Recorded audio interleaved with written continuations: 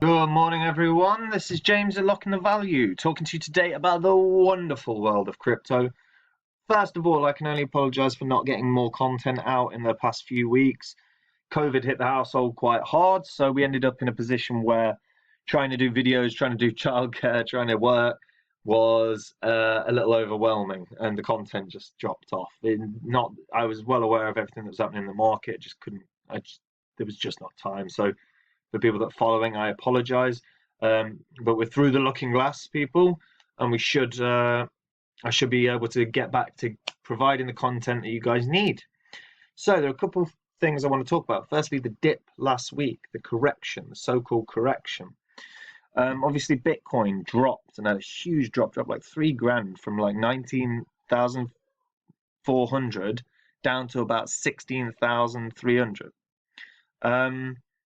And part of the reason for that, I believe, is down to it coinciding with Black Friday.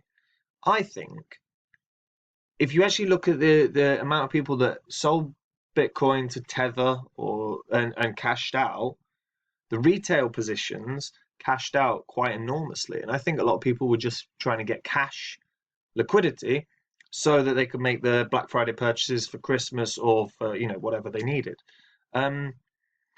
And I think that caused or not necessarily caused, but had a huge impact on Bitcoin, and Bitcoin's price dropped along with everything else in a mini correction. But it wasn't anything like we've seen previously, So it'll be interesting to see how things go next week with Bitcoin, because I believe we're going to see it continue to start pushing up now. Because I sat and I was talking to someone about this, and that makes sense. It makes sense why people would cash out positions, get the cash that they need to buy the things they need, and then any spare money left has gone back into the market, and that's reflected by yesterday Bitcoin having a price rise.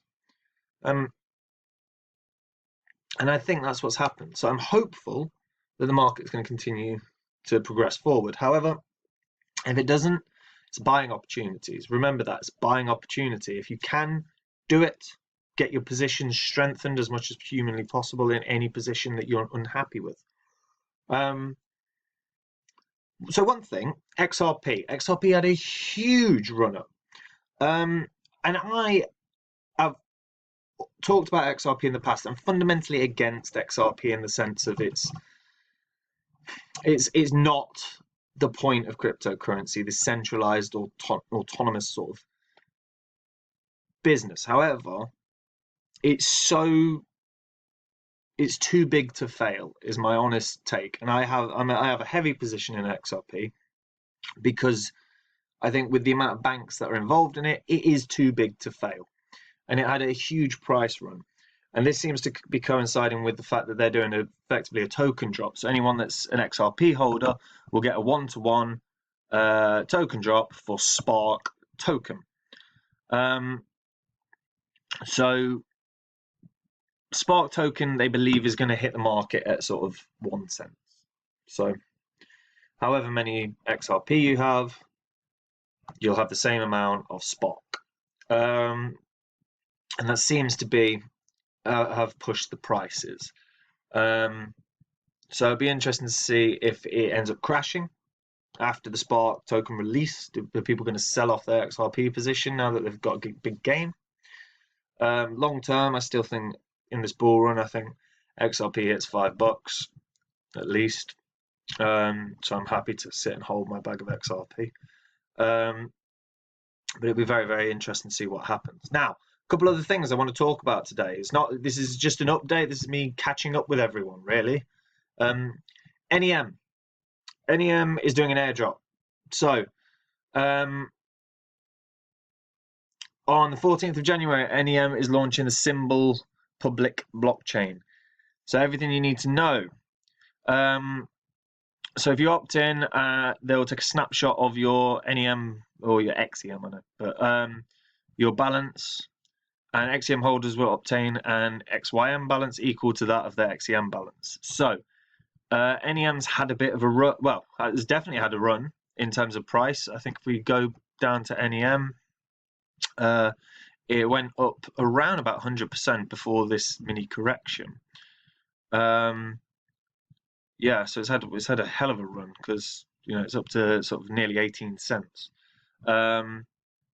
So again, if you're an NEM holder, check that where you're holding it will do the airdrop.